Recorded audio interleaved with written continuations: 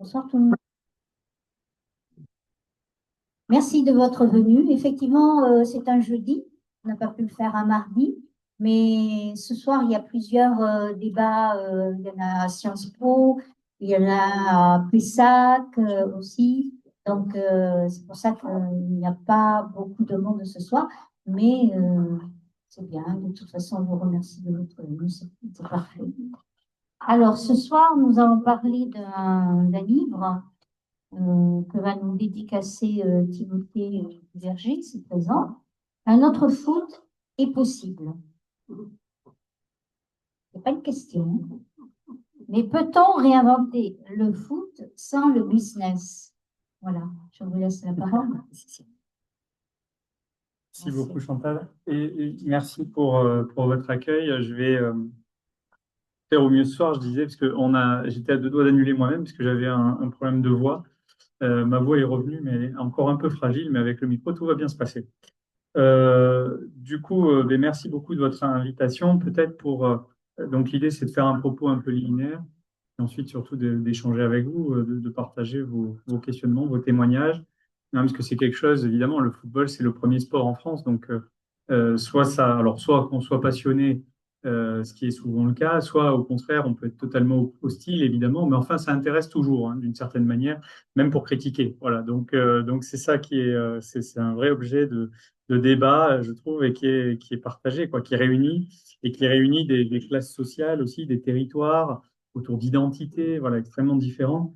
Donc c'est ça aussi, c'est vraiment un sport de ce point de vue qui peut même être appréhendé, hein. Certains considèrent que ça peut être appréhendé à bien des égards, comme ce que Marcel Mauss appelle un fait social total, hein. Certains considèrent cela, certains évidemment le critiquent. Moi, je n'irai peut-être pas forcément jusque-là, mais enfin, je pense que c'est une composante importante aujourd'hui de nos sociétés, hein, et que c'est un sujet tout à fait sérieux, même si souvent, évidemment, on a tendance à le déconsidérer et à le ramener évidemment aux gens qui tapent dans une baballe. Voilà. Hein, mais derrière ça, il y a tout un tas d'enjeux économiques, sociaux, territoriaux, hein, et c'est ça qu'on va aborder évidemment ce soir. Hein. Je ne vais pas faire du commentaire sportif. Voilà. Alors, pour ce qui est de cet ouvrage, peut-être vous évoquez sa genèse et puis aussi le fait qu'il y a des co-auteurs, parce que je n'en suis pas j'en ai été l'initiateur, mais pas le seul co-auteur, enfin le co-initiateur, on va dire, parce que nous sommes deux à avoir poussé cet ouvrage dans un contexte un peu singulier, qui est un contexte là aussi très local, hein, parce qu'évidemment, ça fait suite à ce qui se passe au niveau des Girondins de Bordeaux, en particulier leur rétrogradation dans les niveaux amateurs à l'été 2024. Hein, voilà, c'est suite à ça. Moi-même, j'avais pris la parole dans Sud-Ouest, je crois, ou je sais plus, dans quelques médias, et notamment Sud-Ouest, pour signaler qu'il existait des modèles type coopératif qui pouvaient être intéressants dans ce contexte, hein. Et ce, au moment où d'ailleurs les supporters, enfin une partie des supporters, prenaient des initiatives en ce sens. Moi, je ne suis pas lié à ces initiatives, je le précise d'emblée, mais il y a une concomitance, qui, évidemment, ne doit rien au hasard. Hein. C'est que tout simplement, quand on est dans ce type de difficultés, souvent on se tourne vers les modèles de l'économie sociale et solidaire, et notamment les modèles coopératifs. Voilà, donc, c'est pas du tout un hasard, mais il y a en tout cas une coïncidence qui s'opère avec donc des initiatives de supporters. J'ai en tête deux initiatives en particulier. Donc, il y avait une initiative dont le nom m'échappe, mais qui portait un projet véritablement de coopérative, qui disait ben, on est capable d'aller chercher des investisseurs locaux et de reprendre le club et de monter une coopérative, et un projet qui relevait plutôt qui existe toujours, les Girondins sociaux, c'est-à-dire plutôt de se baser sur ce qu'on appelle de l'actionnariat populaire. Donc, on va faire une levée de fonds citoyenne, en réalité, hein, auprès des supporters. Donc, il y avait, et qui aujourd'hui d'ailleurs a réuni hein, pas mal de monde et qui a atteint des montants, je n'ai pas regardé dernièrement, mais des montants assez importants. Donc, il y avait ces initiatives d'un côté, ces prises de parole publiques de l'autre, et puis j'avais mon éditeur qui s'appelle Jean-Luc Bessy, qui est un éditeur local. Hein, maintenant, d'ailleurs, à l'époque, il était basé à Bordeaux, il était basé longtemps à Lormont, il était basé à Bordeaux, puis là, il est reparti sur Carignan. Et donc, Jean-Luc Vessy, c'est quelqu'un qui a eu des investissements aussi très importants dans le football, en fait. Il a été président de club amateur, hein, mais il a eu des rôles aussi dans les instances dirigeantes, etc. Donc c'est un sujet qui l'intéressait. Et quand il a vu que ça bougeait, et notamment que moi je bougeais sur le sujet, étant moi-même un passionné, mais pas du tout un expert des questions de football, moi je suis plutôt un spécialiste de l'économie sociale et solidaire, et ce de manière assez large, à vrai dire. Moi, je m'intéresse aux dynamiques d'institutionnalisation de l'économie sociale et solidaire, ainsi qu'à ses expérimentations. Et c'est plutôt au titre de ces expérimentations que je me suis intéressé à ces initiatives-là, que je trouvais intéressantes. Et donc, on s'est dit, bah, il y a peut-être un truc à faire pour essayer de lancer le débat. C'était un livre un peu d'intervention. Et donc, on a appelé ça, c'est Jean-Luc qui a proposé ce titre, donc un autre foot, parce que l'idée, c'était de faire quelque chose plutôt sur les alternatives. Il ne s'agissait pas de dénoncer le foot business, il y en a suffisamment qui le font. Il s'agissait de montrer plutôt ce qui était dans les contre-modèles, les contre-mouvements qui pouvaient être intéressants de ce point de vue, ce qui est un peu mon positionnement à moi en général aussi. Et donc, on s'est dit, on va faire ce livre, alors un peu en urgence, parce qu'il fallait se dépêcher, parce qu'il y avait évidemment tout le débat autour des Girondins. Et puis en plus, il se trouve que, dernier aspect de contexte, c'est que, à vrai dire, la Ligue était elle-même en grande difficulté du fait des problèmes liées aux droits télé. Il y a eu plusieurs. Bon, c'est une chronique un peu sans fin, ça. Effectivement, sur la vente des droits télé de la Ligue 1, enfin de la Ligue française de football, eh bien, il y a des problèmes récurrents où à chaque fois qu'on trouve un diffuseur, à chaque fois celui-ci finit par abandonner, quoi. Donc, du coup, ce qui évidemment vient impacter, peser très fort sur le modèle économique du football et donc le plonger dans de graves difficultés. Parce qu'évidemment, les Girondins de Bordeaux sont loin d'être le seul cas à être en difficulté.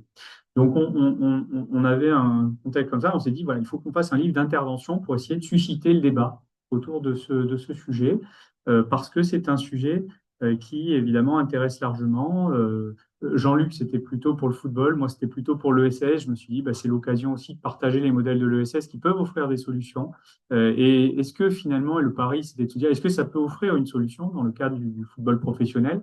Voilà, et donc, est-ce qu'on peut le partager plus largement, en faire discuter? Moi, j'avais plutôt cette intention-là. Voilà.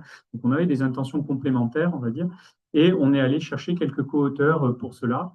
Donc, on a été chercher, pardon, parmi ces co-auteurs, donc il y a Stéphane Beau, qui est un grand sociologue.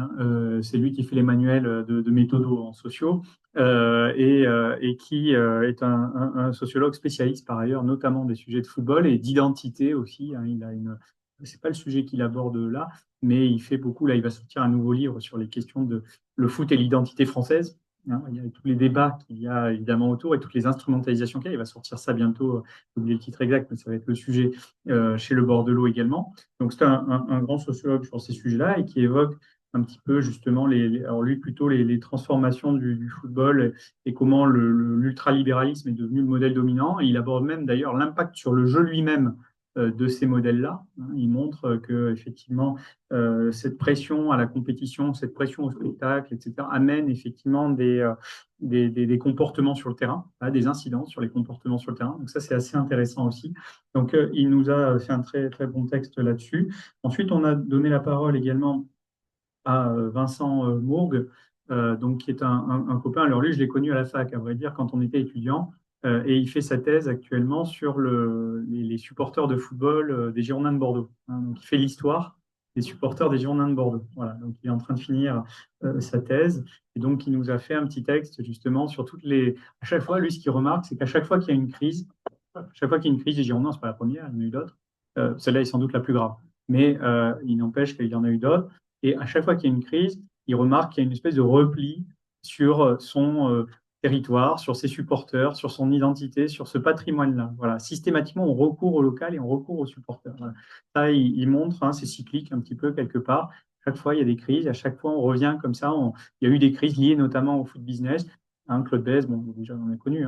Et finalement, il y a à chaque fois un recours un petit peu à ces milieux locaux, alors avec quand même des spécificités dans le contexte, évidemment, liées à l'émergence de ces phénomènes, et je vais y revenir, d'actionnariat populaire notamment, qui massifie un petit peu plus les résistances à ces crises. Alors, donc, il y avait ce texte de Vincent.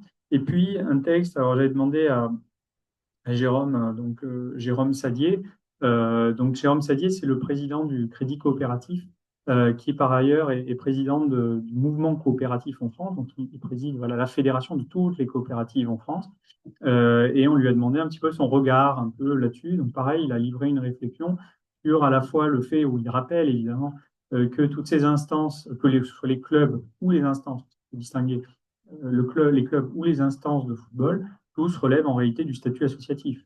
Hein, donc il rappelle cela et il évoque des voies finalement de revitalisation d'une certaine façon de ces modèles associatifs par les coopératives. Voilà, c'est un petit peu ça qu'il pose, hein, et ça c'est une piste assez intéressante à vrai dire, parce que quelque part ces associations, et je vais y revenir, ont été dévoyées par justement l'introduction de mécanismes capitalistes en leur sein, ou à côté plus exactement, et qui sont venus les instrumentaliser, les dévitaliser, les instrumentaliser à côté.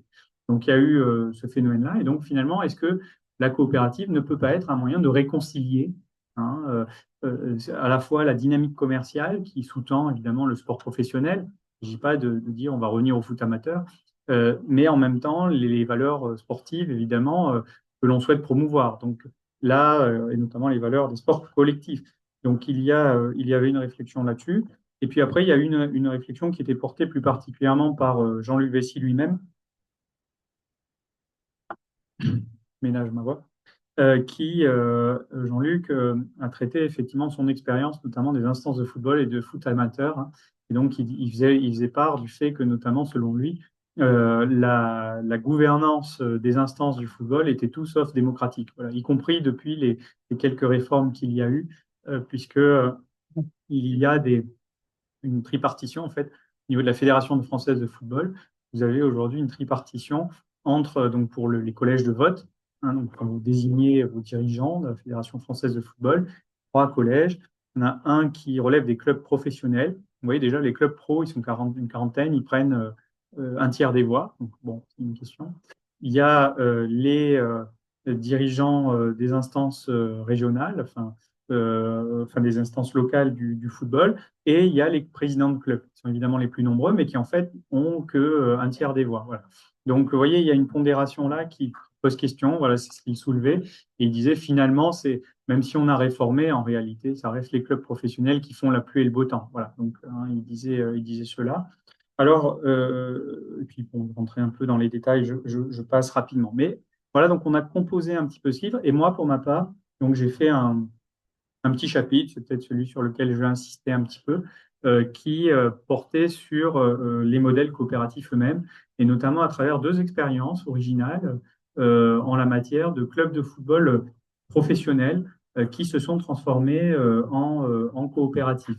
Hein, voilà. Donc moi, je me suis appuyé, parce que c'est pas juste un fantasme, hein, c'est pas juste une utopie née dans le cerveau d'un universitaire qui était triste pour son club. Voilà, même si l'universitaire en question était triste, effectivement, même s'il a eu cette idée, mais enfin, il avait observé ce qui s'était fait ailleurs. Et par ailleurs, bon, l'idée n'est pas non plus de penser que ces alternatives sont la seule et unique alternative, ni qu'elles soient suffisantes. Voilà.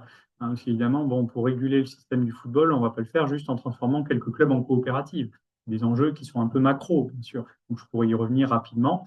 Voilà. Mais en tout cas, moi, j'ai plutôt insisté sur les initiatives coopératives. Alors, en la matière, moi, ce que j'avais trouvé de ce point de vue assez intéressant, j'avais cité deux modèles. Donc, il y avait deux modèles, en l'occurrence, dans le domaine du football, hein, qui ont pris des statuts coopératifs. Donc, le premier, en fait, c'est le modèle de Bastia. Hein. Donc, alors, c'est intéressant parce que Jean-Luc Vessy est corse en plus. Donc, c'est pour ça, en plus, vous voyez, il y avait vraiment des rapprochements.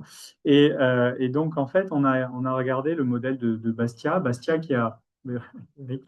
Et Bastia, donc un club de football qui était professionnel et puis qui a dégringolé, un peu comme les Girondins à un moment donné, du fait là aussi de difficultés financières importantes. Hein. Bon, avec les anciens dirigeants par ailleurs qui se trouvaient particulièrement mis en cause, hein, bien entendu. Et ce club de football donc s'est retrouvé en niveau amateur et a décidé progressivement de se rebâtir. Donc ça, c'était en 2017 et en 2019, ils ont créé une coopérative. Alors, ils ont créé une coopérative d'un style tout à fait singulier. C'est une société coopérative d'intérêt collectif. Donc ça, c'est intéressant parce que une société, donc je vous dis en gros en quoi ça consiste, hein, une société coopérative d'intérêt collectif, si vous ne connaissez pas, donc c'est un dérivé en fait des SCOP. Aujourd'hui, vous savez, en France, et historiquement un peu de temps, hein, c'est depuis plus d'un siècle, sont les SCOP, c'est-à-dire les sociétés coopératives qui sont détenues par leurs travailleurs. On a souvent des exemples, hein. Dominique lui connaît bien parce qu'il y a eu quelques SCOP reprises par la CGT notamment, enfin des entreprises reprises en scope par la CGT, je pense à Scopti par exemple, hein, qui a Agémenos, qui a fait beaucoup de bruit, évidemment. Bon, mais donc il y a des reprises, il y a des créations surtout hein, en scope de salariés, voilà. Alors dans des domaines extrêmement diversifiés. Historiquement, c'était plutôt dans le secteur du BTP, ouais, alors, bon. Et un peu de l'imprimerie, parce qu'il y avait des ouvriers qui évidemment lisaient les pamphlets socialistes, qui se disaient ça peut être bien de se transformer en coopérative. Ouais. Mais c'était dans quelques secteurs un peu circonscrits. Puis maintenant, ça s'est énormément développé, notamment dans le secteur des services, dans les domaines de l'emploi féminin, notamment, hein, beaucoup dans les secteurs des services, avec beaucoup de femmes aussi qui se sont appropriées, alors qu'historiquement, c'était plutôt des hommes du BTP. Voilà, bon, et donc aujourd'hui, c'est voilà, c'est plutôt des services, plutôt des femmes. C'est très divers, c'est plutôt un peu plus qualifié aussi. Enfin voilà. C'est un statut tout à fait particulier. Et ces scopes ont donné lieu à la création d'un nouveau statut qui est le statut de SIC. Au début des années 2000, c'était sous Jospin, a été créé un nouveau statut de SIC, donc Société coopérative d'intérêt collectif, qui reprend la logique, si vous voulez, de la SCOP, à ceci près qu'il l'étend, c'est-à-dire de deux façons. D'une part, il lui donne un intérêt collectif, c'est-à-dire l'idée, c'est de répondre à des enjeux relevant de l'utilité sociale du territoire, c'est-à-dire tout ce qui relève du développement du lien social, du soutien aux personnes vulnérables, de la réduction des inégalités, de l'éducation populaire, du développement durable, enfin, tout type d'enjeux. Ça, c'est un premier point. C'est voilà, c'est pas juste une COP, une entreprise qui fabrique n'importe quoi, n'importe comment, n'importe où. Voilà, là, l'idée, c'est on est au service d'enjeux collectifs, notamment au niveau du territoire. Et deuxième niveau, et c'est lié, la gouvernance elle-même et la détention de la propriété de ces coopératives est plurielle, c'est-à-dire qu'il y a les salariés, bien sûr, qui y sont représentés, mais on y retrouve aussi, il y a deux catégories qui sont obligatoires dans une TIC, c'est les salariés et les usagers. Les usagers. Donc, voilà. Donc ça, c'est important parce que dans notre affaire, j'ai parlé des supporters. Les supporters sont considérés comme les usagers. De façon de... Donc, voilà, vous avez ça et vous avez la possibilité d'ouvrir à d'autres parties prenantes. Hein. Donc, ça pourrait être des fournisseurs, ça pourrait être des gens qui s'investissent juste bénévolement, ça pourrait être des collectivités locales. Hein. Ça, dans la moitié des coopératives et d'intérêt collectif, il y a des collectivités locales. Parce qu'à Bordeaux, hein, Bordeaux, on avait Cities, par exemple, sur l'autopartage, c'est une coopérative où il y a la mairie de Bordeaux. Pareil pour Enercop et d'autres. Voilà. Donc, c'est une possibilité qu'il y ait des collectivités dedans. Alors, donc, une société, finalement une SIC, une société commerciale, mais qui on surajoute une couche coopérative, c'est-à-dire que c'est un groupement de personnes avec ces différentes parties prenantes au service des enjeux collectifs. Voilà. Ça, c'est une société coopérative d'intérêt collectif. Et donc, Bastia, j'en reviens à mon football, Bastia a décidé, en 2019, un peu en découvrant finalement ce modèle, avec une forte mobilisation à l'époque, à la fois des supporters et à la fois de certaines familles corses, quelques familles corses qui chefs d'entreprise en fait, hein, qui avaient quelques moyens. On dit bon, on va reprendre le club. Et ils ont décidé de créer une SIC, une société coopérative d'intérêt collectif. Donc c'était vraiment une première, en 2019, et ils ont ouvert le sociétariat, donc à ces deux familles corses, famille Ferrandi et Luigi, en l'occurrence, qui aujourd'hui se partagent d'ailleurs la direction du club.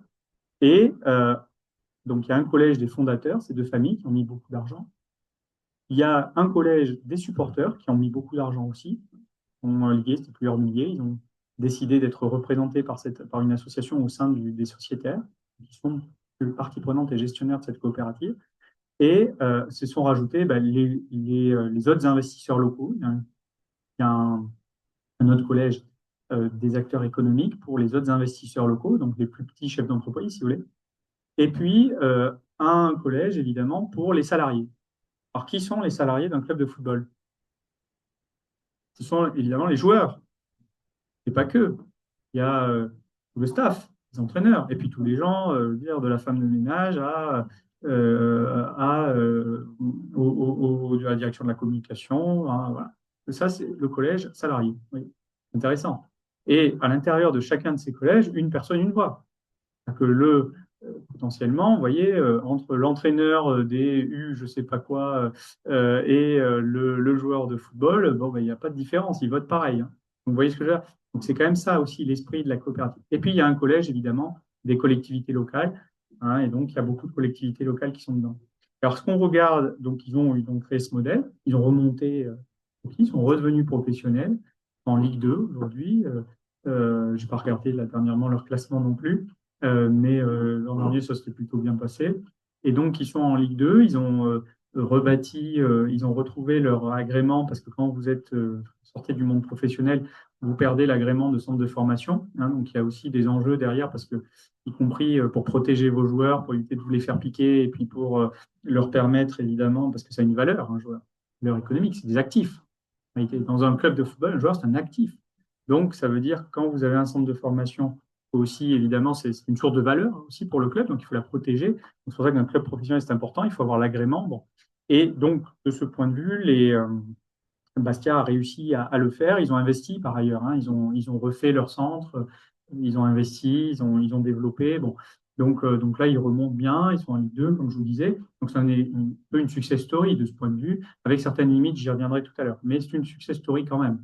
Donc, voilà pour Bastia, et qui a connu d'ailleurs une forme de médiatisation. Alors, évidemment, c'est un club qui est souvent cité en exemple, bien entendu. Il y en a d'autres, je vais y revenir. Il y en a un deuxième que je vais citer, mais il a été notamment un peu popularisé. Alors, dans une série d'ailleurs qui est devenue d'autant plus populaire qu'elle a influencé la dissolution, c'est La Fièvre sur Canal+. Hein. Je ne sais pas si vous aviez suivi la série La Fièvre de Eric Benzekri, qui livre un diagnostic sur une société polarisée entre, on va dire, pour aller autour des questions identitaires, entre d'un côté les woke et de manière un peu caricaturale, et de l'autre côté l'extrême droite, quoi, pour faire court, et donc avec le jeu des réseaux sociaux, etc. Et dans cette série, je ne veux pas vous livrer, évidemment, je ne peux pas vous spoiler si jamais vous avez envie de la voir, mais dans cette série, disons que le club de football autour de laquelle se joue la série, eh bien, joue un rôle très important en termes de réconciliation, au fond, autour du territoire, de la population. Voilà, c'est-à-dire que c'est un espace, c'est un élément fédérateur, si vous voulez, qui permet d'éviter justement les excès, d'éviter la polarisation, de réconcilier la société. Donc, il le met en scène de cette façon-là, Ben Zafir. J'avais eu l'occasion d'ailleurs de l'interviewer à l'époque, hein, puisque j'avais fait une note pour la Fondation Jean Jaurès avec lui, après, sur la base notamment d'un entretien avec lui. Et en fait, son père était travaillait dans des scopes. Hein, c'est pour ça qu'il avait voulu mettre en avant ce modèle-là. C'est assez intéressant. Donc, toujours est-il que et il s'est pour la série, il s'est inspiré du club de Bastia. Voilà. Donc, pour vous dire, donc il y a dans cet exemple, il y en aurait d'autres hein, à citer, mais celui-là, bon, est le plus récent. Et comme je vous le disais, Le Monde avait montré que cette série avait eu quelque incidence sur les représentations des collaborateurs d'Emmanuel Macron qui l'avaient influencé sur la dissolution. Donc, même si c'était pas sur la partie foot. Donc, voilà, donc c'est une série qui a beaucoup fait parler à l'époque. Donc, toujours est-il que, il y a ce modèle de Bastia. Et puis, alors, il y a un deuxième modèle qui est apparu aussi de manière assez intéressante. Je vous le signale également. Je vais essayer de ne pas être trop long, hein, pour les échanges, mais bon, je rentre un peu dans le détail pour que vous cerniez bien de quoi on parle. C'est Sochaux.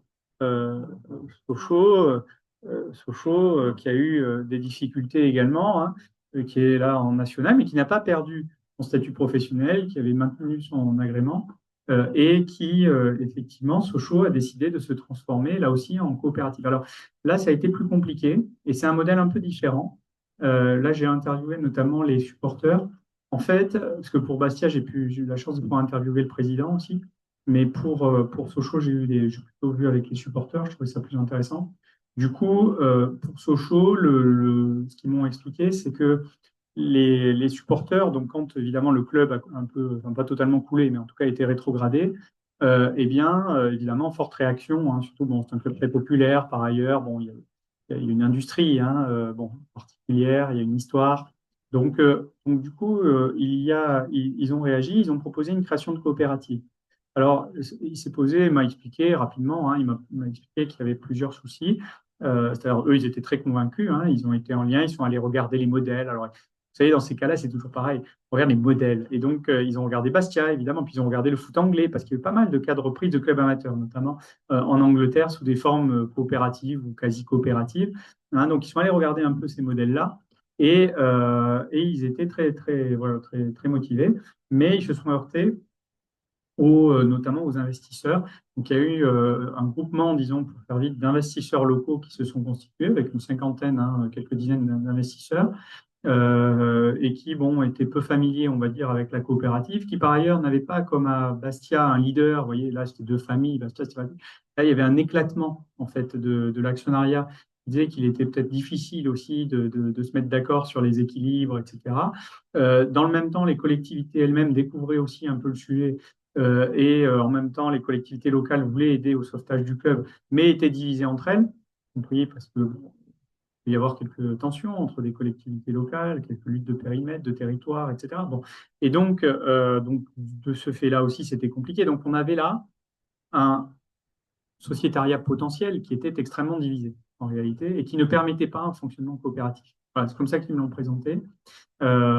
Mais, malgré cela, ils ont réussi à créer cette société coopérative d'intérêt collectif. Et comment ils ont fait? Ils l'ont recentré sur le centre de formation. Parce qu'en fait, ils ont trois instances. En fait, dans un club, je l'ai évoqué rapidement tout à l'heure, vous avez une association, historiquement, voilà, c'est elle qui détient la licence, etc., donc qui permet de faire pratiquer le football, si vous voulez. Vous avez ensuite une société commerciale qui organise son développement économique. Et donc, c'est des sociétés commerciales particulières, hein, il y a un statut spécial dans le domaine sportif. Et ensuite, eux, ce qu'ils ont créé, donc dans le cas de Bastia, c'est cette société commerciale sportive qui s'est transformée en SIC, en fait, qui a intégré d'ailleurs l'association détentrice de la licence, etc. Dans le cas de Sochaux, vous avez toujours les deux structures, donc l'association, la société commerciale, et ils ont créé une SIC qui, elle, prend en charge deux types d'activités, le centre de formation et les équipes féminines.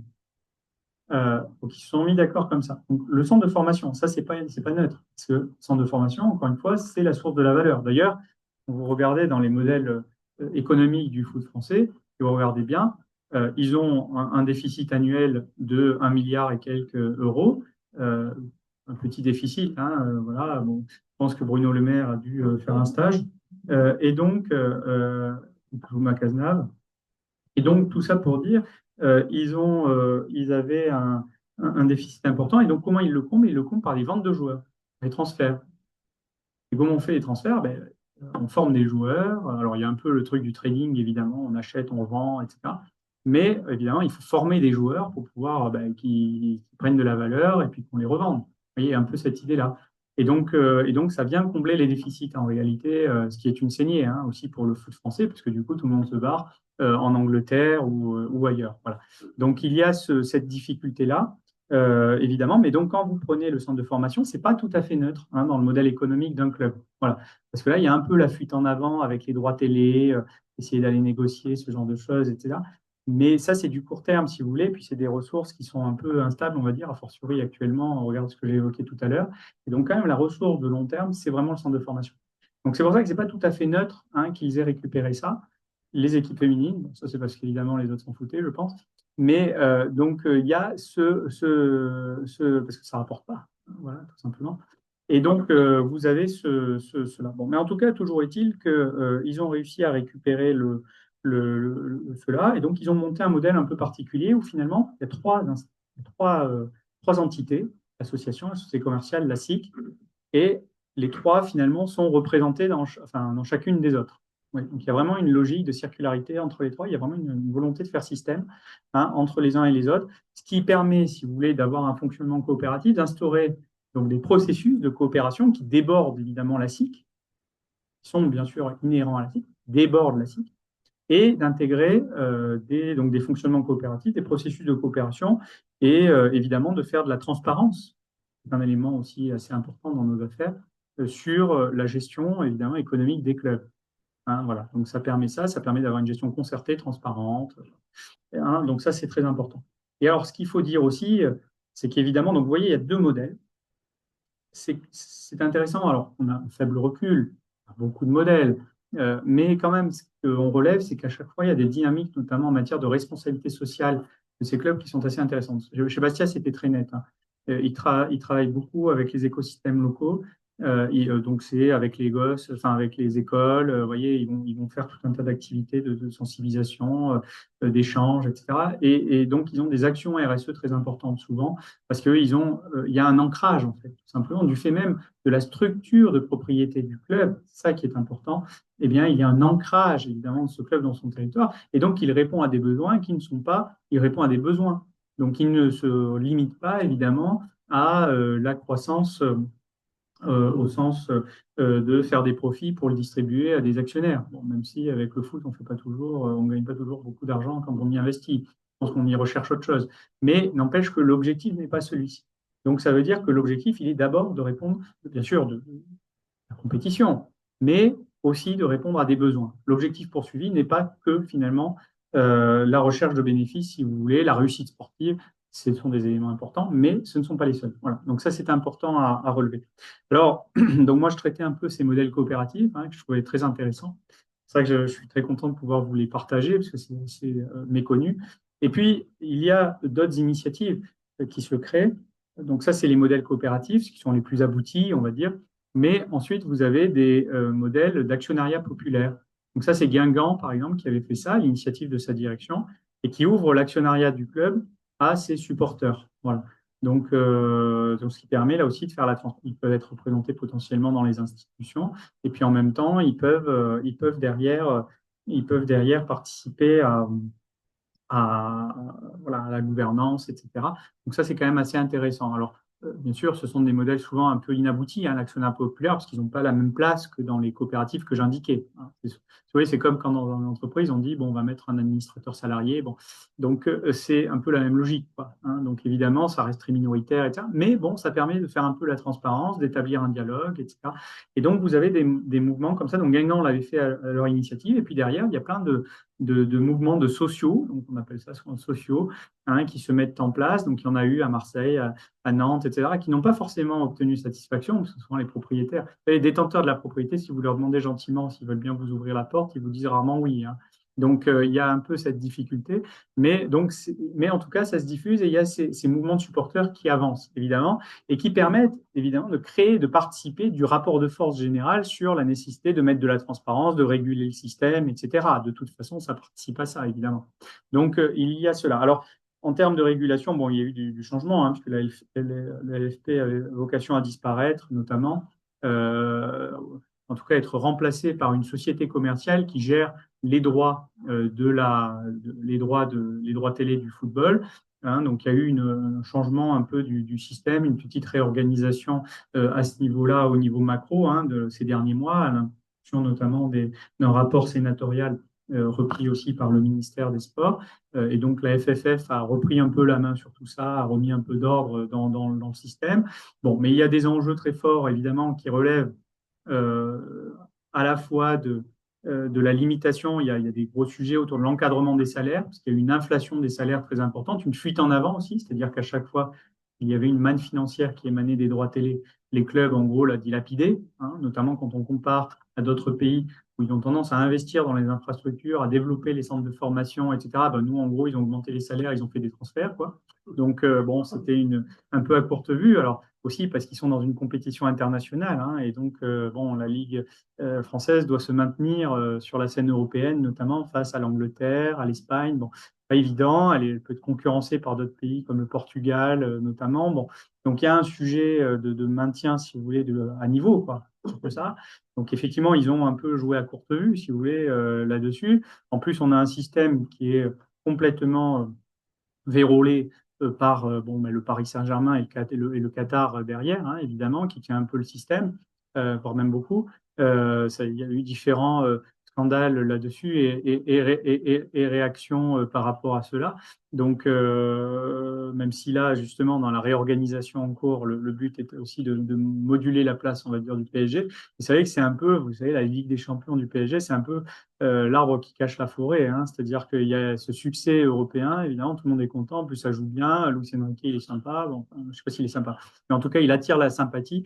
Et de l'autre côté, en réalité, vous avez tous les clubs et tout le système qui s'effondre, quoi. Donc c'est un peu un truc un peu étonnant. Vous avez un mouvement général de financiarisation du football, puisque presque la moitié des clubs de Ligue 1 aujourd'hui sont détenus par des fonds d'investissement. Hein. C'est-à-dire qu'avant, c'était des propriétés un peu plus stables, si vous voulez, avec des gros investisseurs qui tenaient le truc pendant longtemps.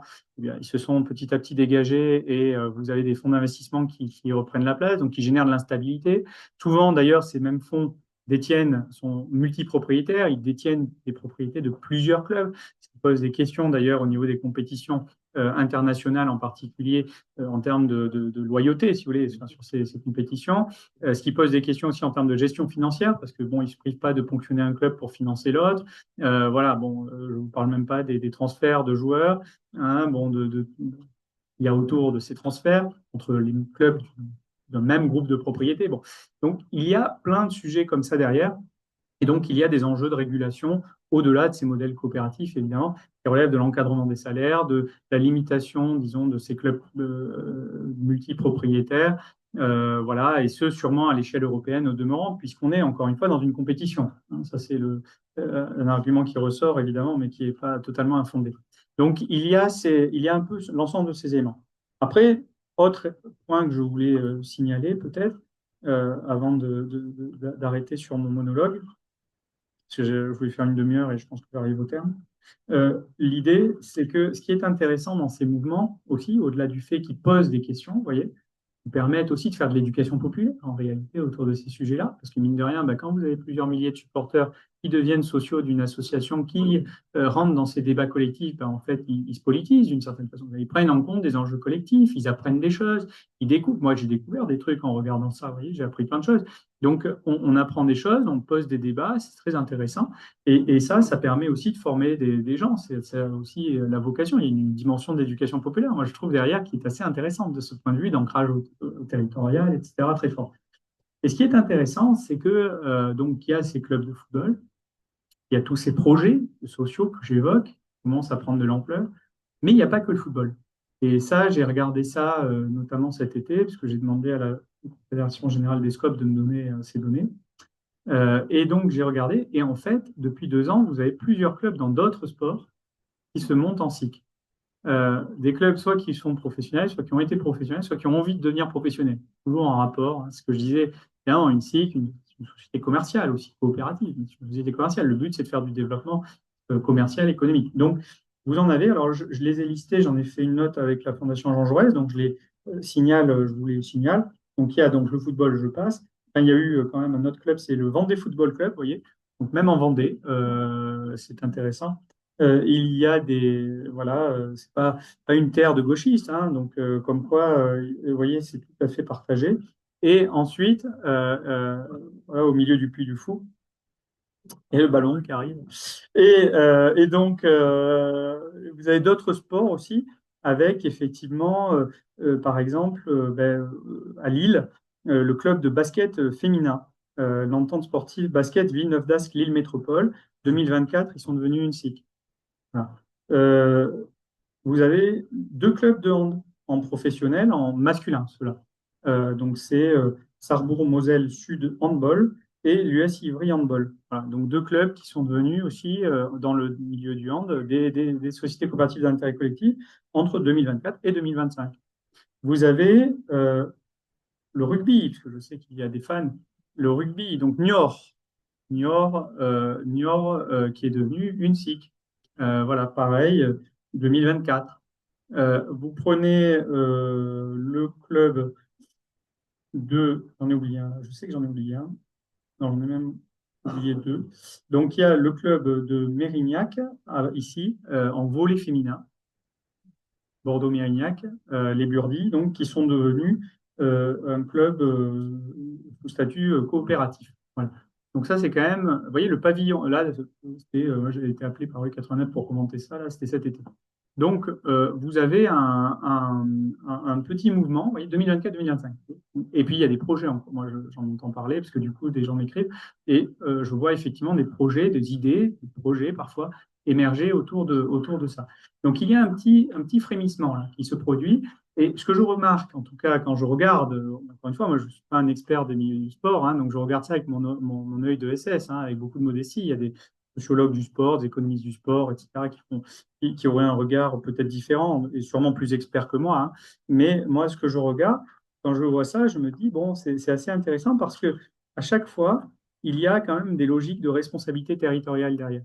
C'est-à-dire qu'à chaque fois, on voit cette dynamique d'ancrage qui sont très fortes, l'idée de retrouver les valeurs, toujours ce discours hein, autour des valeurs. Donc là, ce serait intéressant d'aller regarder aussi, même sociologiquement, qui sont les promoteurs exactement de tout ça. Évidemment, je ne l'ai pas fait, je n'ai pas pu le faire, mais ce serait intéressant d'aller regarder. Est-ce que, voilà, quelles sont les catégories sociales qui portent ça aussi?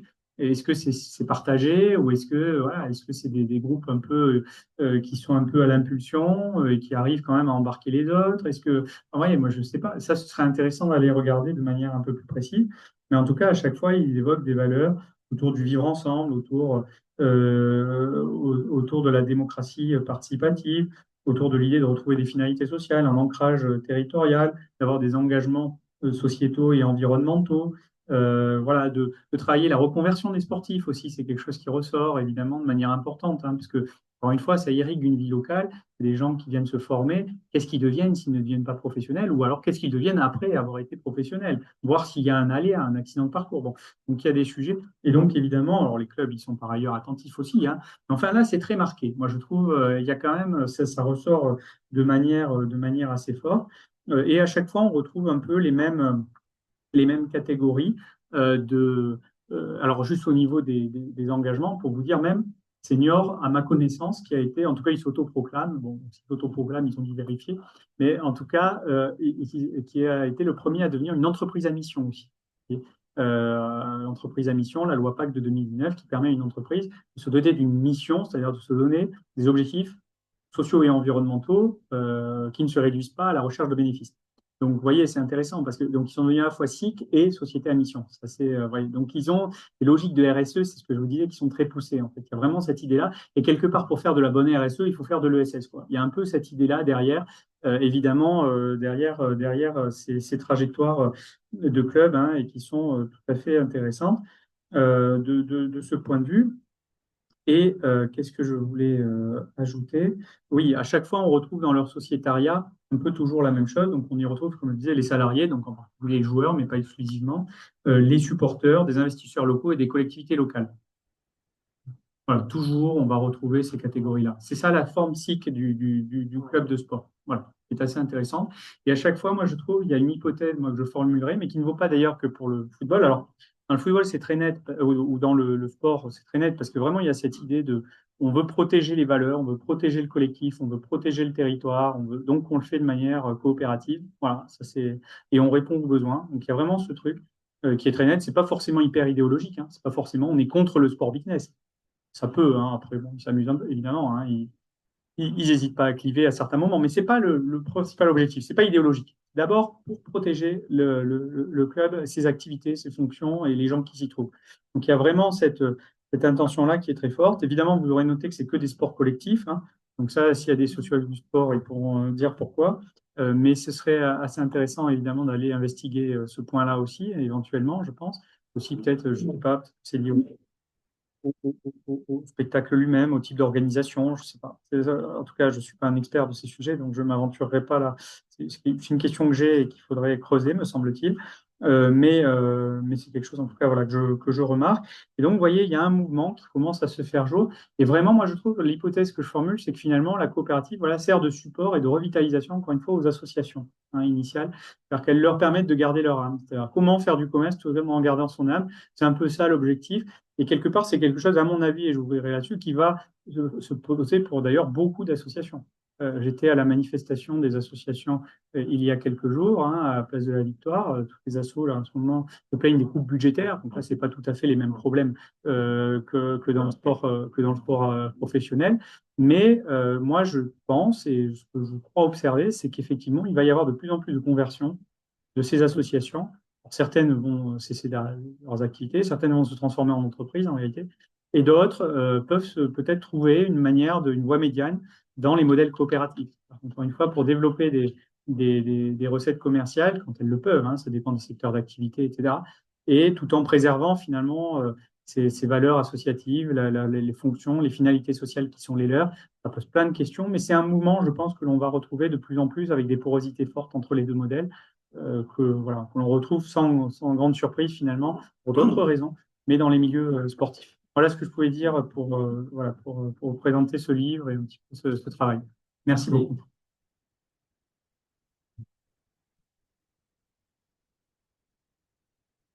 Alors, je ne sais pas s'il y a des remarques, quelles réactions cela suscite. Oui. Par rapport à ces gens qui font des clubs en Afrique comme ça, et qui n'auraient pas intérêt à faire une ligue, ça fait à ces gens-là. Parce que, suivant les atouts, qu'est-ce qui va se passer? Il y aura des talents, que les talents, les professionnels vont vous les piquer, et il n'y aura plus d'intérêt. Je ne sais pas. Ah, si, ça marche. Je ressens, je trouve que c'est intéressant ce que vous dites. Mais est-ce que c'est vivable par rapport au contexte du foot aujourd'hui, où le business a l'œil partout, et dès qu'il va y avoir un talent quelque part, on va les piquer et on va détruire. Ce qui est en train de mûrir dans une équipe, il y a des choses qui me gênent. Le principe est on va faire une ligue carrément avec que des clubs comme ça. Alors, une ligue, je ne sais pas s'il faut faire sécession. Mais en tout cas, il y a une chose qui est certaine. Alors, je pense il faudrait distinguer par rapport à ce que je viens d'évoquer le foot des autres sports, où je pense que ça ne se pose pas dans les mêmes termes. Voilà.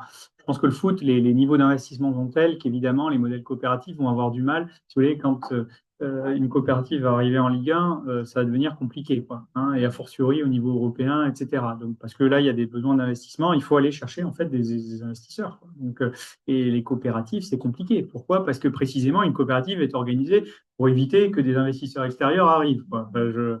C'est justement le but, c'est qu'elle trouve ses ressources en son sein d'une certaine façon. Alors, elle peut ouvrir évidemment un petit peu, mais enfin, c'est très encadré, hein, et notamment même les niveaux de rémunération et puis les droits de vote, etc. Donc, vous voyez, il y a cette limite-là. Donc, effectivement, il est probable que ces modèles, en tout cas, puissent fonctionner, même à des niveaux professionnels, mais qui est quand même un plafond de verre. C'est-à-dire, effectivement, le plafond de verre étant pour aller vite la Ligue 1. Ça peut se poser même en Ligue 2, puisque Bastia, par exemple, Ferrandi, enfin, le président en avait parlé d'ailleurs avant de l'annoncer publiquement, mais il a une difficulté, c'est que du fait même de la structure économique du football, avec les médias et le financement qui émane, hein, de tout cela. Et le problème, c'est que quand on leur a demandé de faire leur budget pour la nouvelle saison, on leur a dit, vous pouvez faire leur budget, mais il ne faut pas compter sur des recettes médias. Les droits TV, vous oubliez. Donc, vous faites vos budgets sans les droits TV. Donc, quand il doit passer devant les instances de contrôle, hein, donc des MCG en particulier. Et donc, du coup, la problématique, c'est qu'ils s'est retrouvé avec moins d'argent. Voilà, donc et comment on fait en coopérative? Lui, c'est sous personnel, voilà. Bon, au bout d'un moment, ça a ses limites. Donc voilà. Donc du coup, qu'est-ce qu'il a fait? Ben, il est allé chercher de nouveaux investisseurs externes. Et là, a priori, alors j'ai pas regardé dans le détail du montage, mais il débordait un peu la coopérative. Donc il la garde, mais il a créé une autre société à côté pour financer. Donc vous voyez, donc il y a des recompositions. Donc moi, mon idée par rapport à ça, ma réponse serait double pour le foot. Pour les autres sports, je pense que ça fonctionne très bien. Pour le foot, je pense qu'il y a ce plafond de verre. Donc je pense qu'il faut regarder deux choses. D'une part, le modèle socialien, qui me semble assez intéressant, parce que là, pour le coup, il n'exclut pas l'arrivée d'investisseurs, notamment sur l'équipe pro, etc. Hein, parce que lui, il est recentré sur le centre de formation, donc il permet d'insérer ces logiques coopératives, etc. Donc il faudra voir, moi je pense qu'il faut suivre avec beaucoup d'attention le modèle de Sochaux en particulier. Pour justement, et ça, je ne vois pas pourquoi ça ne fonctionnerait pas à d'autres échelles. Vous voyez, donc il y a cela. Et ensuite, deuxième aspect, il n'empêche qu'évidemment, ces modèles-là nécessitent des régulations macro, quoi. Enfin, on ne peut pas compter simplement sur ces initiatives-là. Il faut que ça se gère par en haut et par en bas. Hein, voilà, il y a un peu cette idée. Donc, si on n'encadre pas les salaires, si on ne parvient pas à stabiliser la question des droits télé, si on ne limite pas la prédation des fonds d'investissement, bon, et à un moment, de toute façon, évidemment, les coopératives, avec leurs petits bras, elles vont avoir leurs limites. Ça, je suis d'accord avec vous. Encore une fois, passer le plafond de verre. Voilà, hein, je pense, moi, c'est la vision que j'en ai au regard de tout ça, parce que Encore une fois, moi, je découvre le système, hein, je prétends pas du tout être un expert, mais en tout cas, les nombreux échanges que j'ai pu avoir, ce que j'ai fait pour le coup, alors ça a eu un succès fou, hein, j'ai jamais fait autant de médias pour un livre, hein, donc c'était dingue, mais c'était très intéressant. Moi, du coup, j'étais obligé, vous voyez, de me renseigner un peu.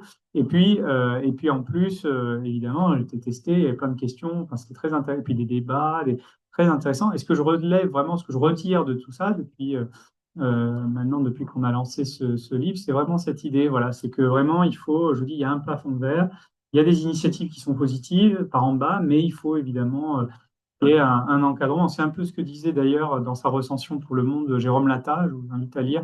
Jérôme Latta, c'est un journaliste, mais qui est voilà, très spécialisé de ces sujets et qui, effectivement, on a une lecture très intéressante et qui montre bien ça. Voilà. Donc, moi, je crois vraiment qu'il y a ça. Et il y a peut-être une question pour finir.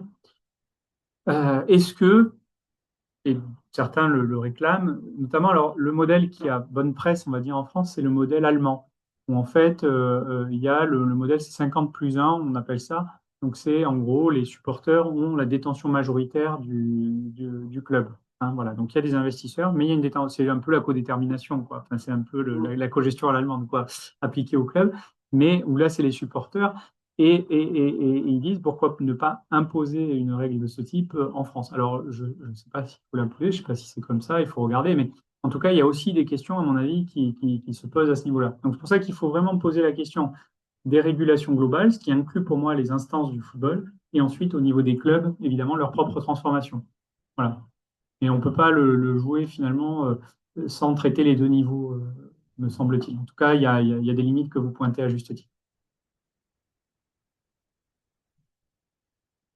L'investissement, on voit bien que l'investissement colossal, le Paris Saint-Germain en est un exemple. Le Paris Saint-Germain en est un exemple type. 15 ans pour arriver au résultat, minable. Donc, il n'y a pas que l'argent, que l'investissement qui compte. Il y a une gestion particulière. Et est-ce que c'est pas le foot se cache la figure? La Ligue de hockey sur glace canadienne et États-Unis, ça s'est cassé la figure parce qu'il y avait des salaires proposés, c'était devenu ingérable. Ils ont tout remis à zéro. Je ne pensais pas que le foot pro n'est pas en train de se casser la figure et qu'un jour on va arriver. Ça commence avec des autres structures auxquelles on va prêter attention. Le jour où les médias vont mettre leur nez dans ces structures-là, les pros vont peut-être ils vont peut-être pas être contents, quoi. Non, non, mais je pense que c'est effectivement un des risques, je ne l'ai pas évoqué, mais c'est un risque d'effondrement du système, effectivement, à un moment donné. Quand vous faites 1 milliard de déficit tous les ans d'exploitation, déficit d'exploitation tous les ans, 1,3 milliard, bon, il y a un moment, c'est difficile de tenir quand même. Hein. Donc, il y a effectivement cette question. Bon, je n'ai pas l'impression que les abonnements là suffisent à ce stade pour venir compenser tout ça. Donc, il va y avoir effectivement, même à peut-être même pas à moyen terme, mais à court terme, effectivement, il y a un risque de faillite du système, en fait. Ça, c'est tout à fait possible. Alors, qu'est-ce qu'il en sortira exactement? Genre, là, on rentre dans la fiction. Moi, là, j'en sais rien. Mais en tout cas, vous avez raison, il y a un vrai risque, semble-t-il, d'effondrement du système. C'est pour ça que je disais, finalement, vous avez un peu le PSG, bon, qui s'en sort bien évidemment, et qui voilà, fait des choses intéressantes par ailleurs, mais qui, voilà, est un peu l'exception de ce point de vue. Et c'est vrai que c'est un autre problème aussi en termes de distorsion de la concurrence, parce que les écarts sont tels aujourd'hui, ça a toujours existé, hein, les écarts, enfin toujours, je sais pas, mais en tout cas, ça existe depuis un petit moment, les écarts financiers entre les clubs.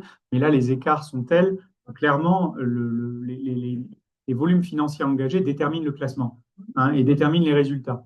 Donc ça, effectivement, c'est un vrai problème, hein, évidemment.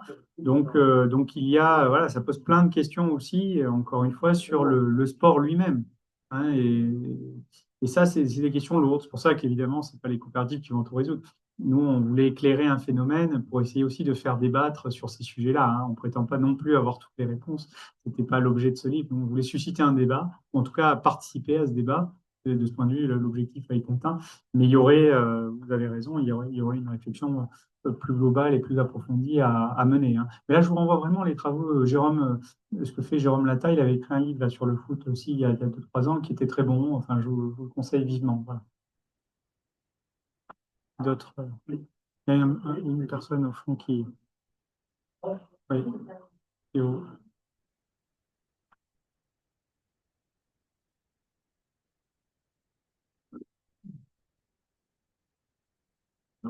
parler de la distorsion de confiance entre les peuples. Je trouve que c'est aussi intéressant de parler de la distorsion entre les lignes. Aujourd'hui, on voit que la fait. baisse Bien sûr. et la ligne, on est dans un système notamment bien. Et donc, on voit à l'inverse des lignes comme la Bundesliga, avec le monde qui peut répondre à des sur ça. Non, le revirage de situation, il y a des clubs comme le Bayern Leverkusen, qui est un club du coup qui est financé par un Bayern, et comme le Wolfsburg, par Volkswagen. Et voilà, c'est intéressant de mettre un petit peu sur les lignes. Vous avez raison. Non, non, mais vous avez raison, j'ai pas assez insisté. On l'aborde on l'aborde rapidement. Hein. Et on l'aborde, et puis pour le coup, dans les débats, je vous dis, j'ai fait le tour de France, je commence à cerner un peu le sujet. Vous avez tout à fait raison, c'est quelque chose qui revient assez massivement. Et effectivement, pourquoi il y a cette fuite en avant? Je l'ai un peu évoqué tout à l'heure, je l'ai touché du doigt, mais je ne l'ai pas développé, mais vous avez raison de le pointer. C'est qu'effectivement, on est dans un milieu concurrentiel. Il y a une compétition entre les ligues avec un enjeu de classement de ces ligues, avec la question derrière des places européennes qui sont attribuées en fonction de ce classement, etc. Enfin, du nombre de places en Coupe d'Europe qui sont attribuées en fonction de ce classement, etc. Donc, il y a un vrai enjeu de ce point de vue. Donc, c'est sûr que le PSG vous permet de lutter un peu au moins sur ces scènes-là, ça c'est certain. C'est pour ça que, évidemment, de ce point de vue, sur ce point-là, c'est positif, évidemment, parce qu'ils permettent de lutter. Bon, en plus, ils ont gagné, là, donc ils ont fini par y arriver. Donc, il y a ce truc-là. Mais effectivement, vous avez raison, la première ligue écrase un peu tout. Il y a après, bon, l'Espagne, évidemment, qui reste assez forte, et l'Italie, l'Allemagne, bon, mais qui décrochent en réalité même. C'est-à-dire qu'eux-mêmes sont en train de lutter pour ne pas décrocher face au foot anglais, où là, c'est du délire total. On le voit même, alors le club, moi, qui me fait halluciner à chaque fois, c'est Manchester United. Parce qu'alors, ils dépensent un fric pas possible pour des buts. Enfin, ils prennent que des nuls, mais ils dépensent très cher. C'est ça. Et alors, à la fin, ils terminent toujours mal.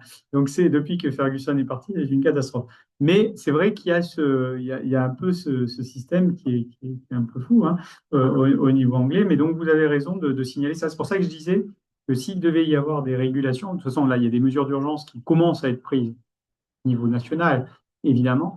Mais en réalité, là, il y a un niveau européen qui devrait jouer à un moment donné. Voilà. Hein, clairement, je pense, pas mondial, parce qu'en fait, c'est en Europe. Hein, je veux dire que même si on se fait maintenant, il y a pardon, il y a ah, même si Cristiano Ronaldo est parti et d'autres avec, vous avez, c'est l'Europe qui évidemment continue d'attirer tous les talents et de les garder et de les former, hein, parce que souvent ils les attirent très jeunes, évidemment, voilà, d'un peu partout dans le monde.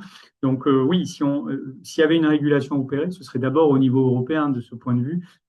Ça c'est certain, mais ça a un caractère un peu utopique, hein, y compris parce que bon, l'Europe a de choses à fouetter en ce moment au demeurant. Donc, déjà, elle se soucie elle se soucie plus de SS. Pas sûr qu'elle se soucie beaucoup de football. Mais il y aurait effectivement, c'est là qu'il y aurait un beau combat à mener, à vrai dire. Voilà, je pense, hein, c'est à cette échelle. Vous avez raison. Un problème de mentalité de société. Ah, il y a- Ah, pardon. mais, Diversité, alors désolé, je me sens un peu trop, j'ai plus donc plutôt que la question m'attendait à non, je voulais réagir pour parler de la forme sociaux, donc on a parlé de Guingamp, mais moi je suis souvent dans les sociaux, on pense souvent à Barcelone, oui. et quand vous parlez on va dire, la propriété, etc., donc quel est le pouvoir, est-ce que tu sais quel est le pouvoir de ces sociaux dans un club comme ça de la taille de Barcelone, donc c'est eux qui élisent le président, et est-ce que du coup, plus que le choix d'élire le président, là, je vois que ça pourrait faire un mix entre la forme coopérative où là, tu ne peux pas, pas ce volume d'investissement, et la multinationale qatarienne, par exemple.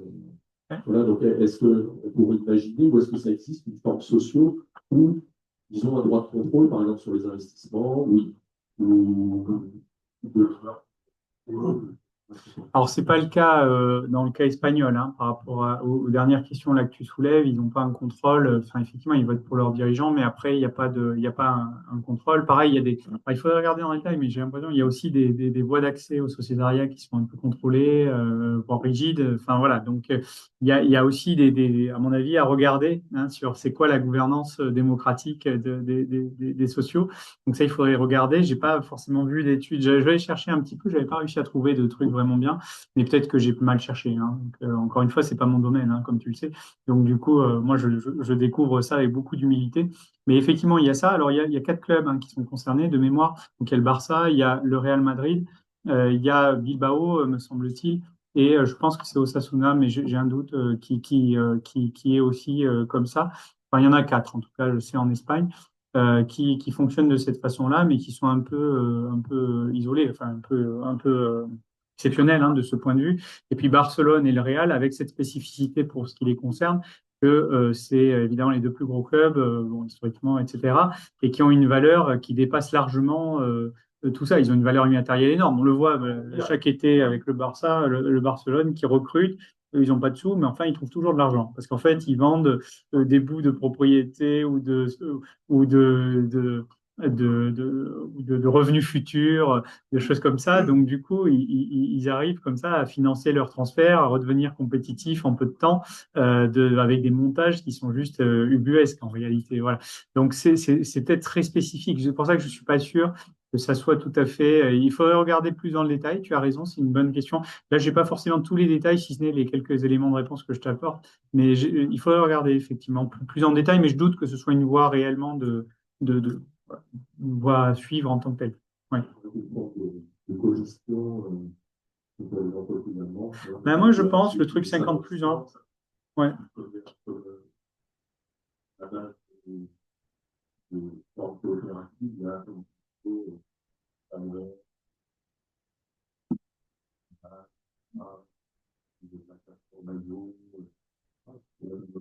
ça.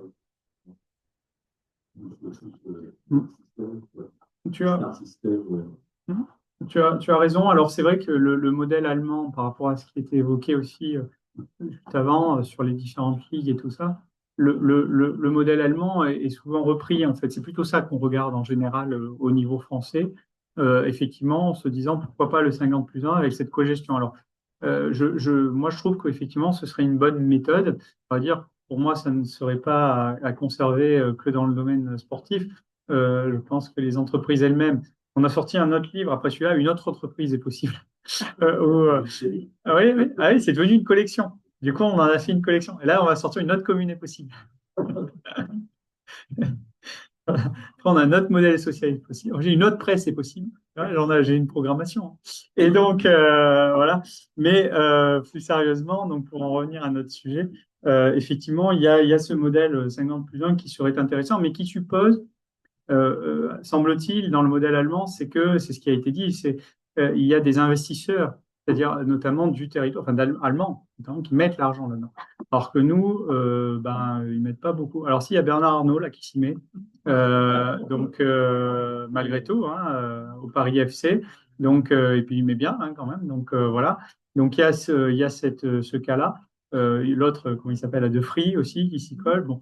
Donc il y en a quelques-uns qui commencent, voilà. Mais bon, donc, il y a des fortunes comme ça qui commencent à mettre de l'argent, mais il y a un vrai sujet de justement, quels sont, c'est pas que les petits investisseurs, mais comment justement les gros investisseurs considèrent à un moment donné qu'ils s'investissent de long terme dans un club. Voilà. Donc, il y a aussi cette question-là. Il nous faut des alliés capitalistes en vérité. C'est ça l'histoire. Et donc, pour que le 50 plus 1 fonctionne, il y a besoin de ça quand même. Voilà. Donc il y a cet enjeu-là, en fait, qui semble assez important. Avec la difficulté pour Bordeaux, par exemple, que nous, le vin, ils n'ont pas le droit, quoi. Enfin, ils ne peuvent pas faire de pub. Donc, du coup, comme ils ne peuvent pas faire de pub, ils considèrent qu'ils n'ont pas le droit. Donc, voilà, c'est une difficulté. C'est une difficulté aussi. Voilà, hein. Dans le cas bordelais, typiquement, enfin, tu vois, il y a des enjeux effectivement, d'aller, voilà, de se faire alliance, encore une fois, entre ceux qui ont l'argent, finalement, et ceux qui ont la passion. Voilà, il y a sans doute une alliance un peu de ce type à monter au service du territoire. Donc là, ça suppose aussi que certaines fortunes est aussi le sens, malgré tout, du territoire, le sens de l'intérêt général, on voit dans les débats récents pour ce qui est de la France que c'est pas si évident que ça. Voilà. Mais Ouais. moi, j'ai vécu la chance, j'ai eu la chance de vivre l'épopée Quevilly.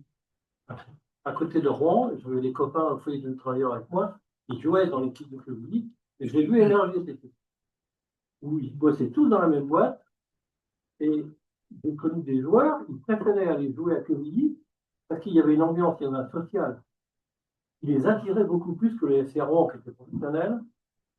Et ça, dans la région, ça a eu un impact terrible, à tel point que Quevilly est même monté tellement haut. Ils ont été contre Bordeaux en finale ou en demi-finale, je me rappelle, on était à nous parler des Princes, un peu de fou. Et peut-être que c'est ça aussi qui manque. Mais on a eu une épopée quand même dans les années 70 qu'on n'a jamais revue, c'est l'équipe de Saint-Étienne.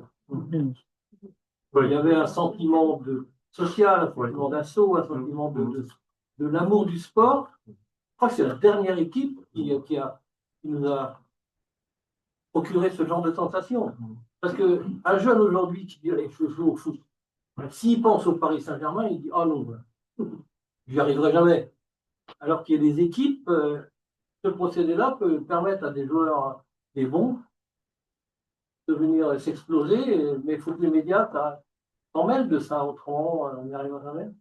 Oui, mais après, il y a des belles histoires, évidemment. Alors, je le citais parce que c'est cité dans la série La Fièvre que je signalais tout à l'heure. C'est les Corinthians aussi, dans les années 80, qui avaient eu une expérience autogestionnaire face à la dictature du Brésil, en fait. Oui. Donc, dans une perspective clairement là, très politique avec des grands joueurs qui portaient cela.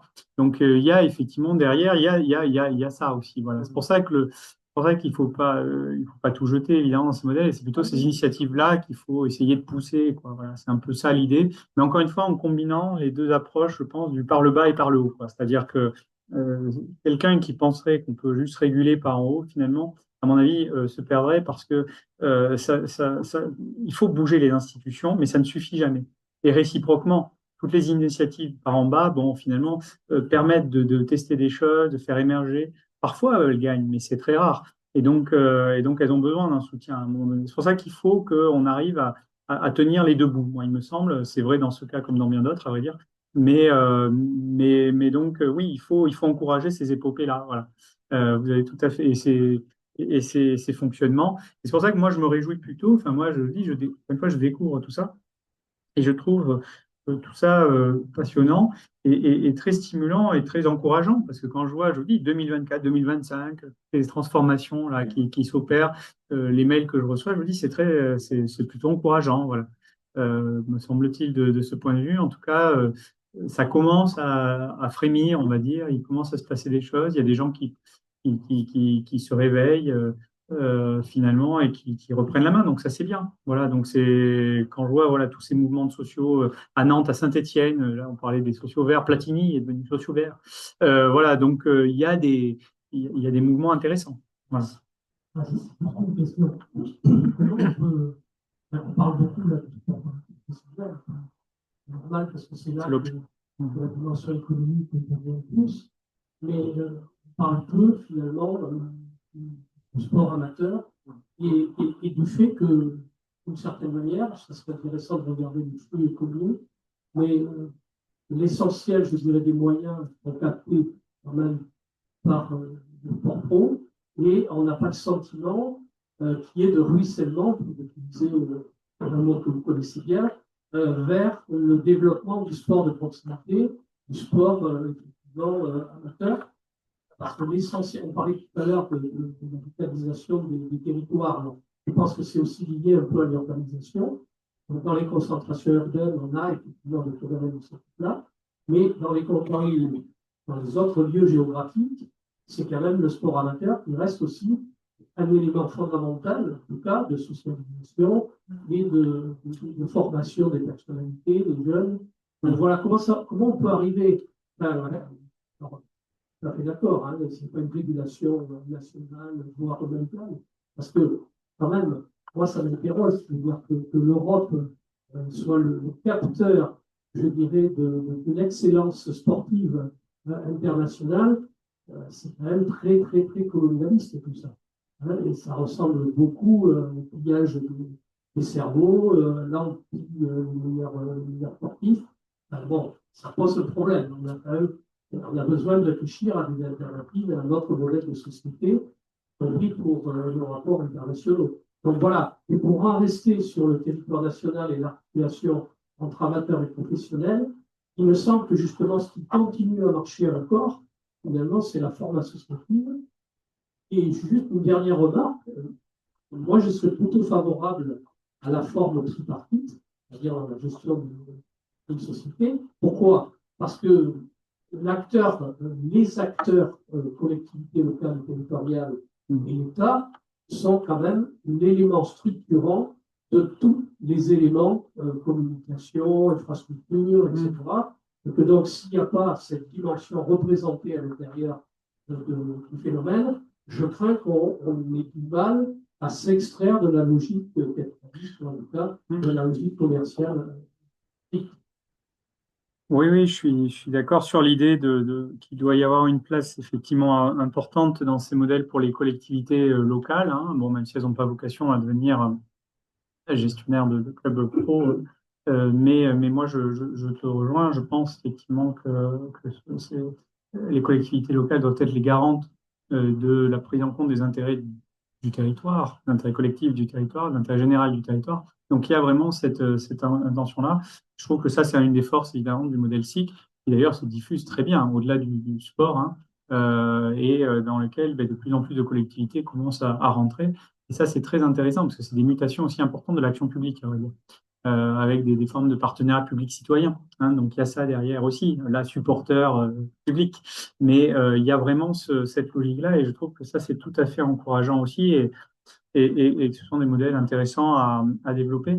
Alors, sur la partie amateur, alors, sur ce que tu dis, c'est très juste, évidemment, sur la captation des ressources, mais c'est vrai même au sein du sport professionnel, puisque, en fait, les recettes de télé, par ailleurs, alors là, il y a eu une réforme pour essayer de rééquilibrer un peu, mais c'était très capté par le Paris Saint-Germain, un peu par les autres clubs qui vont en Coupe d'Europe, et puis de moins en moins pour tous les autres. Voilà, hein, voilà.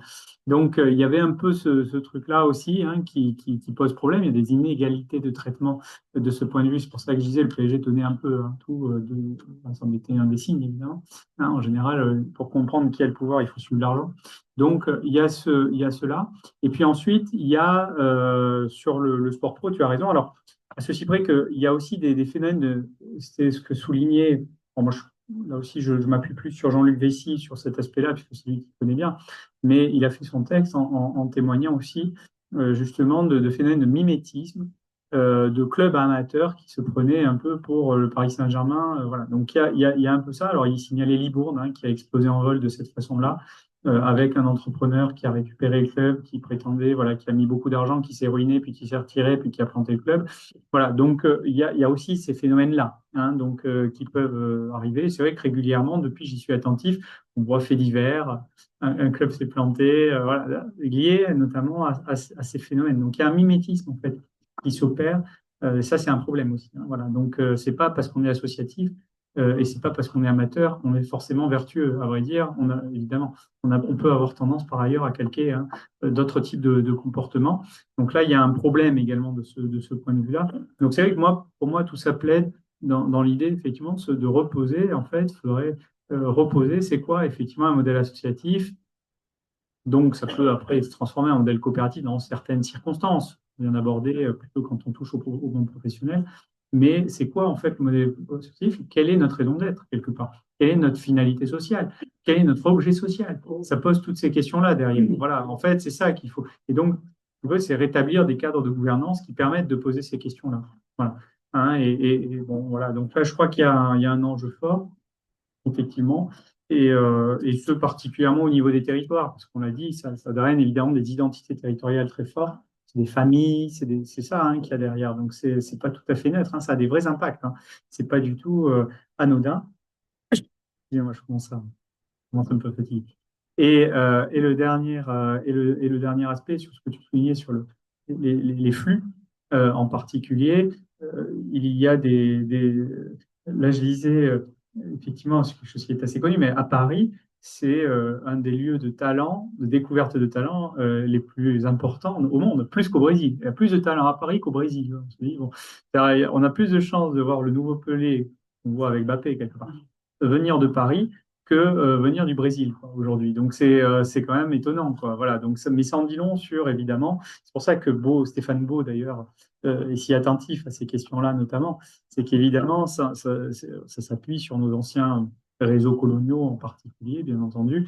Alors après, la question, c'est est-ce qu'on en fait quelque chose de vertueux, c'est-à-dire des voies d'ascension, des voies de promotion sociale, qu'on devienne pro ou pas d'ailleurs, ou est-ce qu'on est plutôt dans des logiques d'exploitation et Kleenex, quoi, hein, où, voilà, on envoie les jeunes à la casse, quoi.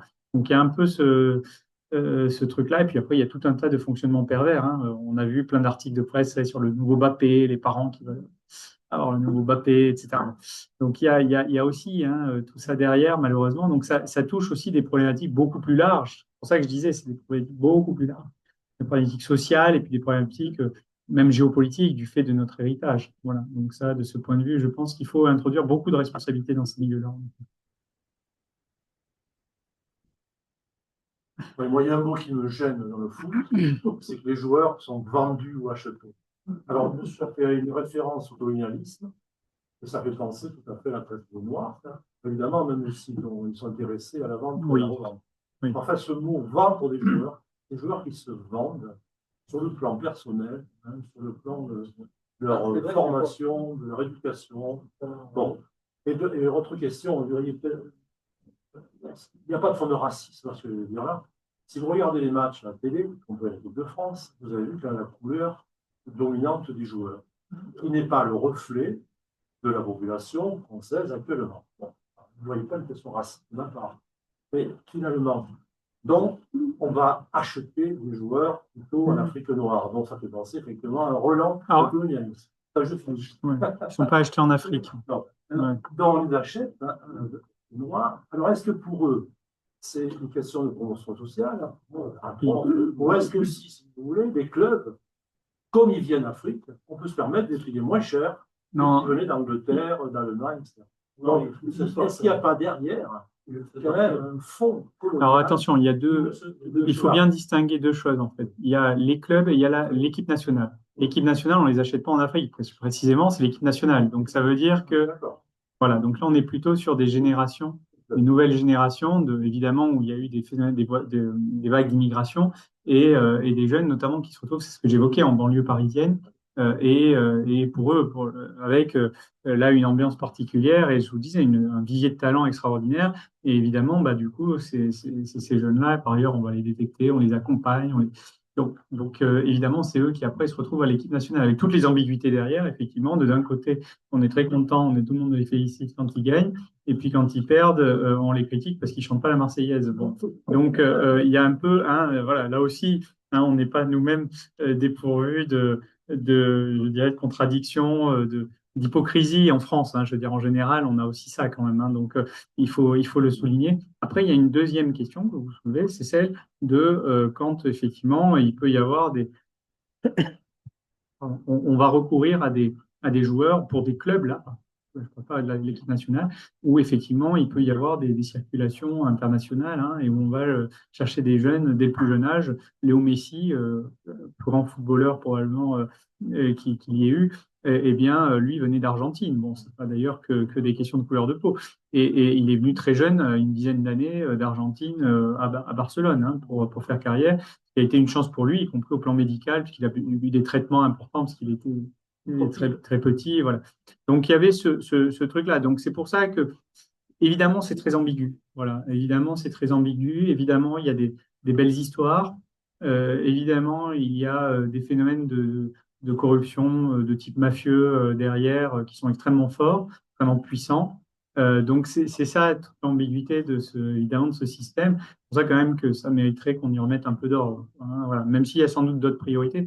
C'est vrai qu'actuellement en France, en tout cas pour la France, le fait que le système lui-même soit en grande faillite fait que bon, ça pousse quand même à agir. On l'a vu ces derniers mois. Alors bon, aujourd'hui, agir en France, c'est pas évident, hein, mais en tout cas, là, il y a en tout cas un sujet hein, d'intérêt et des sénateurs, des élus qui sont mobilisés d'ailleurs de manière totalement transpartisane. Ça, c'est très intéressant parce que, vous voyez, ceux qui défendent ça, c'est pas du tout un débat politique gauche-droite, quoi, hein. Enfin, très peu, hein, très peu. Donc c'est pour ça, ça aussi, c'est intéressant, je trouve. Et je trouve qu'on a besoin aussi d'ailleurs de débats comme ça. Je trouve on a trop de polarisation et se justifie à bien des égards. Mais il est intéressant que notre société, y compris pour pouvoir prendre quelques réformes un peu durables, un peu partagées, puisse se mettre d'accord quand même sur certaines choses. Voilà, donc je me dis, bon, ça c'est quand même plutôt intéressant d'avoir vu un mouvement là-dessus transpartisan se mettre à l'œuvre. C'est plutôt positif. Voilà.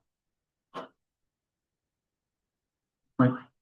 Oui, il me semble que parmi les arguments qu'il y aurait pour que le politique favorise ces initiatives dont tu nous as parlé, il pourrait y avoir éventuellement l'idée d'un rééquilibrage des territoires.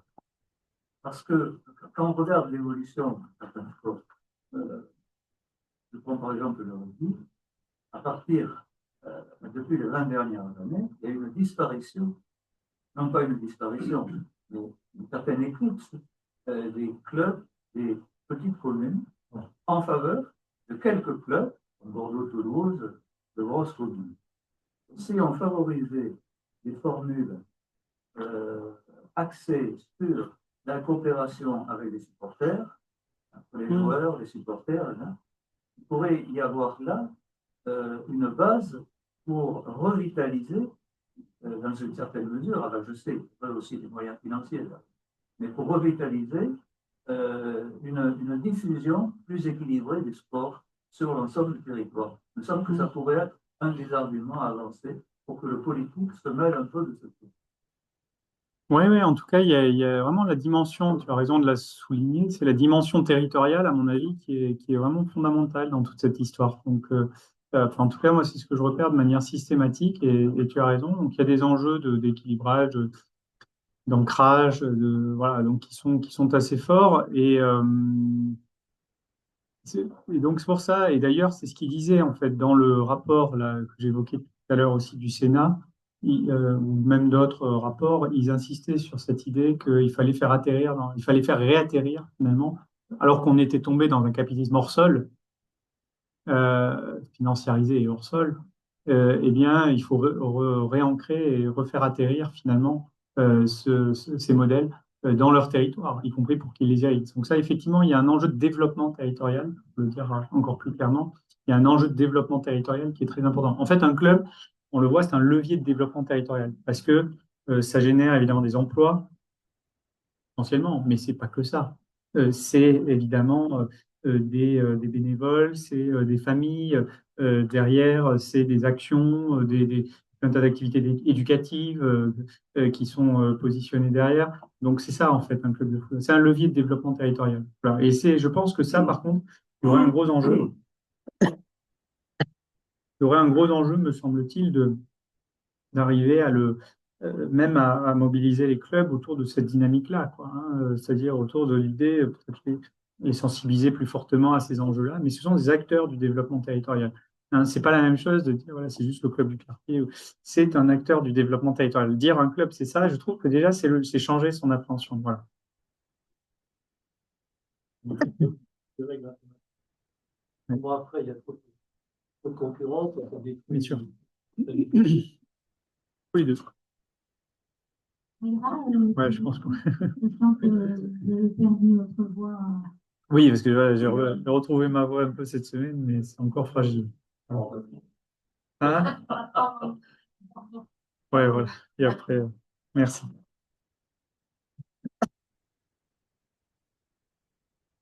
Faire pas de côté là, par rapport à l'exposé. Oui, bien sûr. Je suis citoyen de Bordeaux Métropole et il y a un grand stade qui s'appelait le Mercure. Donc,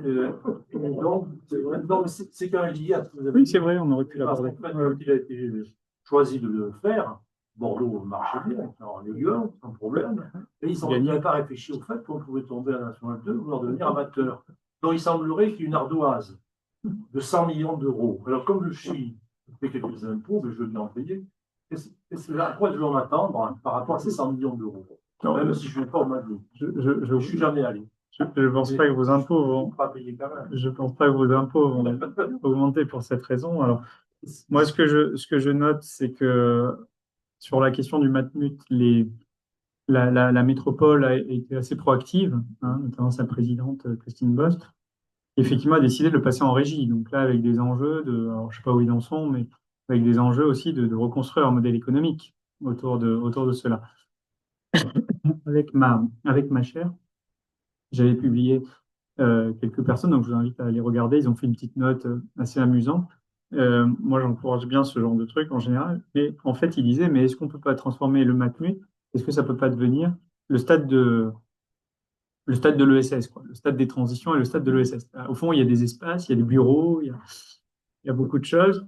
Est-ce que finalement, on ne pourrait pas l'inscrire dans un projet de territoire, dans une logique citoyenne? Vous voyez, alors évidemment, pas en totalité. Moi, j'aurais dit, bon, il y a les Imolo quand même dans la note, parce que moi, je l'ai publié. Donc. Mais j'aurais dit, en tout cas, que dans le projet de régie, là, j'arrive au bout. Dans le projet de régie, il y ait effectivement ce volet-là. Moi, je pense que c'est tout à fait significatif. Donc, je me suis permis d'envoyer ça, évidemment, à Christine et à ses équipes. Je ne sais pas ce qu'ils en font. En tout cas, je les félicité déjà sur la régie. Mais je pense qu'il y aurait des activités, effectivement, de ce type à déployer. Et il y a un truc à repenser là autour de ça. Merci beaucoup. Merci à vous. On fait durer, mais effectivement, Vous avez une heure. on avait une heure. Mais c'est vous, vous partez. Désolé. On n'ose pas vous arrêter. Voilà, c'était très intéressant. Notre prochain rendez-vous, c'est au Festival international du film d'histoire.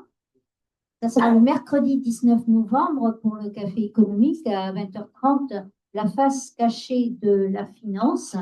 Le thème du festival, c'est secret et mensonge. C'est l'actuel. Dominique Cléon. Dominique Cléon qui viendra. Oui, Ah, je pensais voilà, que vous c'est invitiez Michel François Blanc. Cabane qui va venir.